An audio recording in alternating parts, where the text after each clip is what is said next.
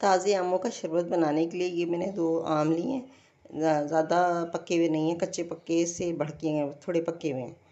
और चीनी चीनी शरबत में अपने हिसाब से डलती है। और ये ज़ीरा है भुना हुआ, काला नमक भी अपने हिसाब से, और ये पिसा हुआ अदरक पाउडर और पुदीना। अच्छा, अब सबसे पहले ना इन आमों का हमने निकालना है पल्प। पल्प निकालना है और ब्लेंडर में डालना है। ये 2 आमों का मैंने निकाला है, ये गूदा। और इसमें ना चीनी मैं अपने हिसाब से डालूँगी, आप अपने हिसाब से डाल लें चीनी। और पुदीने के पत्ते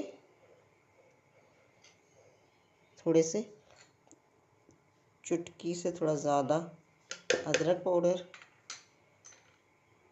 ये काला नमक, और ज़ीरा जो है ना भून के डलेगा, तो ज़ीरा भून लेती हूँ और पीस लेती हूँ।